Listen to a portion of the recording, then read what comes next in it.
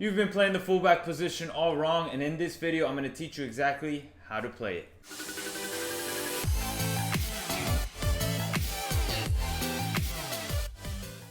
Now I'm just joking, so you might be playing the fullback position the correct way, but maybe missing a few details, and hopefully this video clears it up for you. Here are some movements that you should be making as a fullback, or that you will typically be making as a fullback. Number 3 is considered my left back. Number 2 is considered my right back. I drew an arrow going forward because those are the movements in the wide areas that you're going to be doing when you join the attack or when you push up your line. Number 2, making movement inside. If you are playing in an inverted fullback position, you will typically move into the midfield, or when you're just closing down the space. Arrow number 3, moving out wide to maintain width for your team. So anytime that maybe the center back or the center mid looks to play you, turns towards you, you need to open up the space, and that little bit of space creates that width to then maybe progress play forward. Arrow number 4 is just going back. Whenever the ball is on the weak side, meaning on the opposite side, you're tucking in to close the space between yourself and the center back and protect that central area. Now, of course, every single fullback has different characteristics. I might play a different style from you. What type of fullback are you? Do you like to join the attack? Are you an engine type fullback? That's what we consider either the overlapping fullbacks or the wingback fullbacks. Are you more of an inverted fullback, meaning that you like to play in the midfield? You have similar characteristics as a center defensive midfielder or a center midfielder.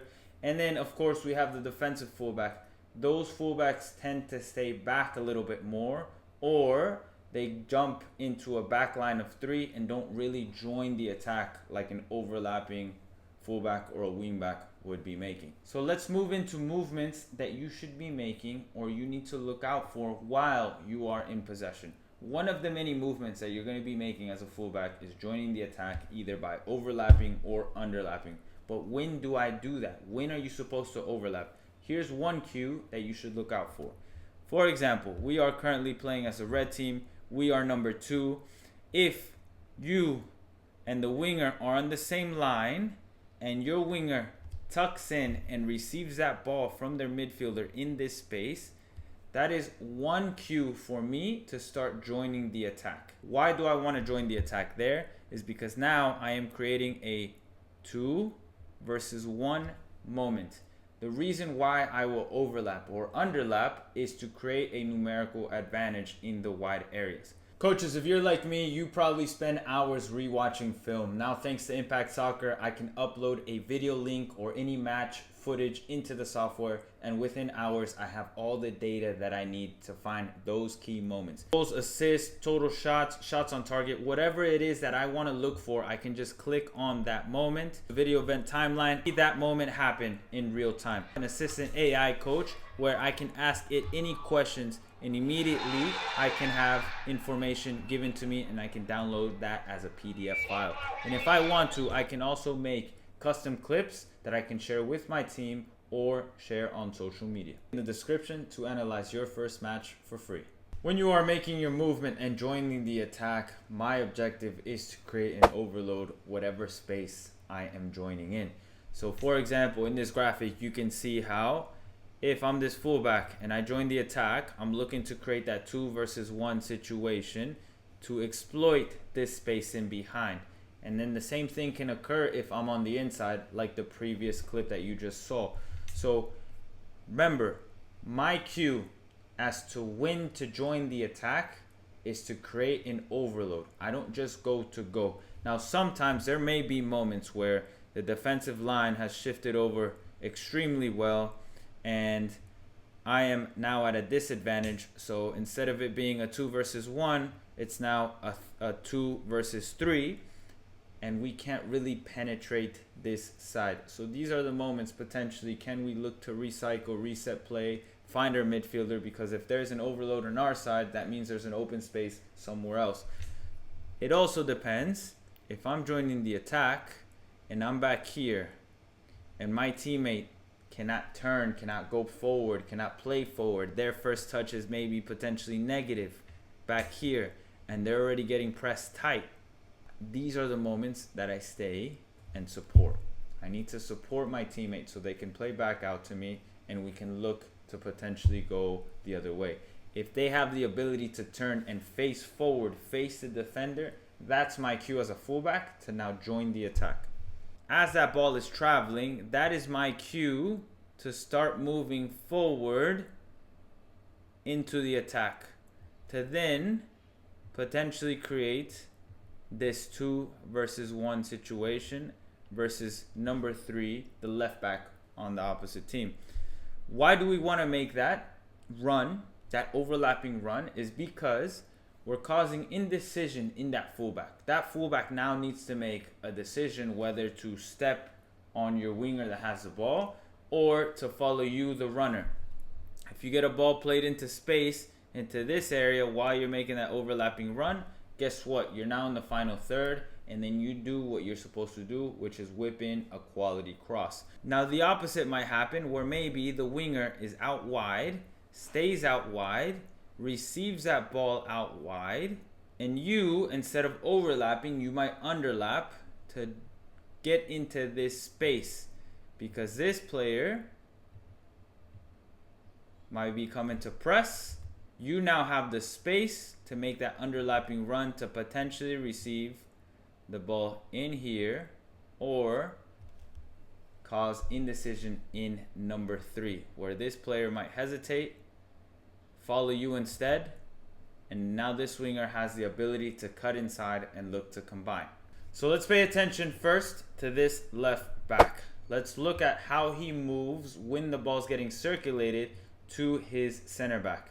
As the ball gets circulated to the center back, looking to open up space and maintain width. This is that movement that I was talking about where they're going to go a little bit wider from here to get to the line. Why do we want to do that? Because now we're creating that distance that we need from that winger to this fullback. That little bit of distance to try and receive on that back foot to then possibly progress forward. He doesn't get it there. He moves up, he moves up, he moves up. And now the other thing that I want you to notice is try to be in line with that winger, because now that gives us the ability to either push forward or get that forward pass and then move forward. When I am positioned deep in this zone, typically the winger is going to compress me, and now I can only play backwards. I'm going to feel that pressure coming from in front of me instead of next to me, and now I'm going to feel like I can't play forward, and then I might have to play backward. As the ball gets circulated back, you saw that contact, that eye contact between the winger and the fullback, and now the fullback starts to move inside. This is the inverted fullback that I was talking about. So now the fullback and the winger are communicating, and now this fullback is going to move inside into this space. That movement, what it does is it drags out this winger out of the play to create a passing lane now to your teammate out wide. Is it going to be on every time? No. These are movements that you should be rehearsing with your team.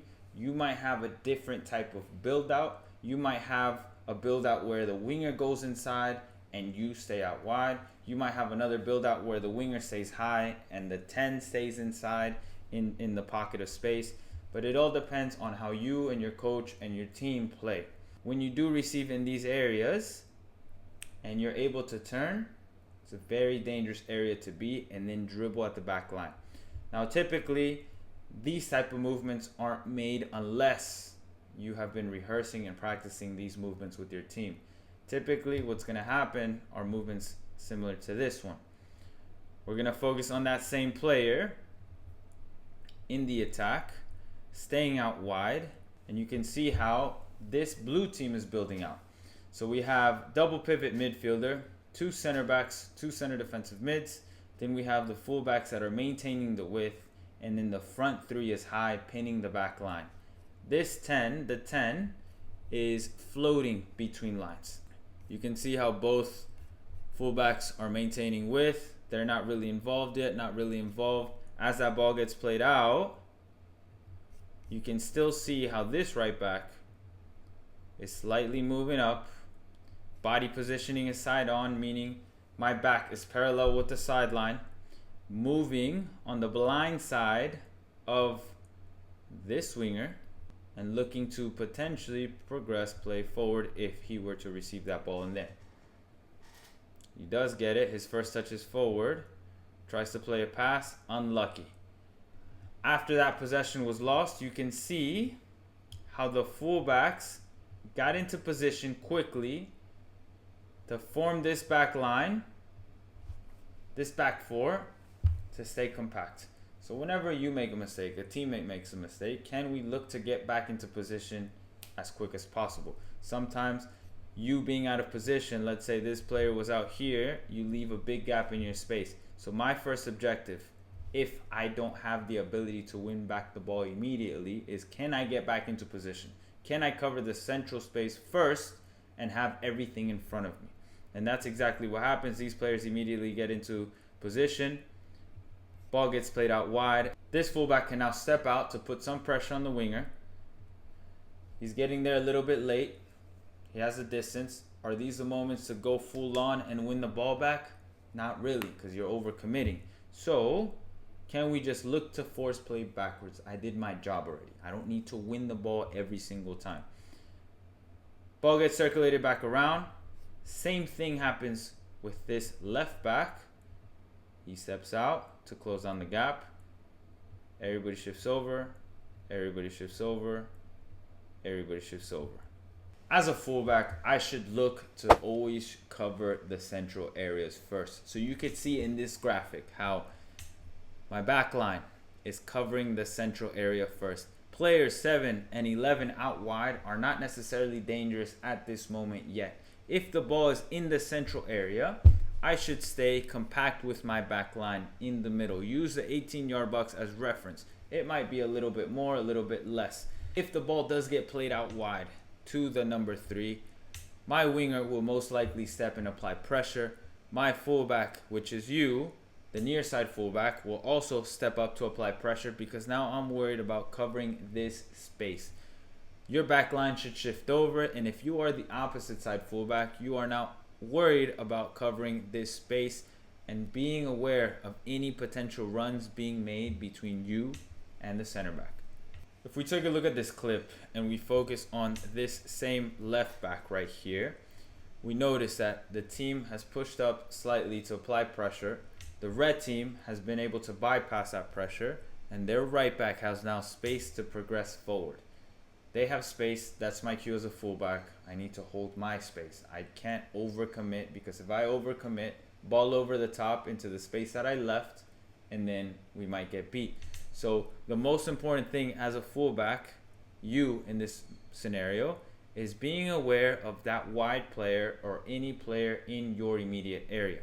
If we continue this clip, we can see how this fullback always maintains this winger in front of them, at the same time staying connected with his back line. Let's see what happens next. Ball gets played into that striker. The center back immediately presses. Fullback is just maintaining everything in front of them. That winger tried to make a run in behind. That center back had stepped out.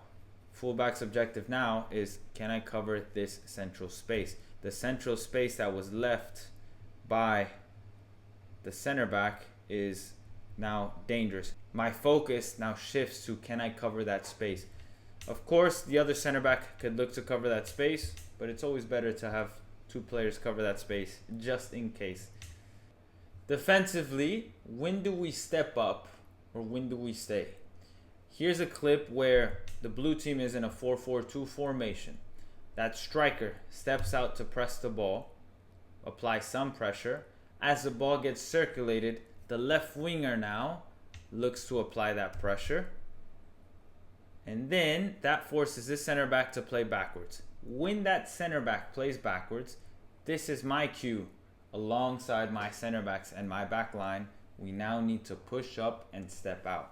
Why do we want to step out? Because we need to close the gap between myself, my back line, and the midfield line. This gap should always stay compact, because if there is a big gap and a ball gets played over the top, then now we're going to be in 50-50 duels. We're going to be chasing the ball, and those are the things that we're trying to avoid. Can we be one step ahead to make sure that our back line is compact and we push up? Typically, this is a center back's job, but you as a fullback can also make sure that your back line pushes up as well. Notice how they close down the space. They're a little bit higher up the pitch, and then they force a long ball and they win possession back. The biggest takeaway that you should remember as a fullback in possession is the positioning off the ball. So if we look at this graphic, understand that when your center back has the ball, we want to slightly be higher to be at an angle, to be in a better position to potentially receive and play forward. The other thing that I want you to look out for is whoever the winger is, I want to be on their blind side or in the same line as them, so that I can stretch them out, create this space internally for either my center back to progress forward or maybe a center mid to receive in that space. But my objective as a fullback is to stay as wide as possible to receive the ball out wide. Fullbacks out of possession in the defensive phase, I want you to always be aware of your surroundings. Have the winger in your line of sight at all times. Always look to stay connected with your back line, just like this. And if the ball does get played backwards and the opposing team plays backwards, that is your cue to push up your lines so that we can squeeze my defensive line and the midfield line together. Thank you so much for watching this video. If you enjoyed it or learned something new, make sure to like and subscribe to this channel for more videos like this. I'll see you in the next video.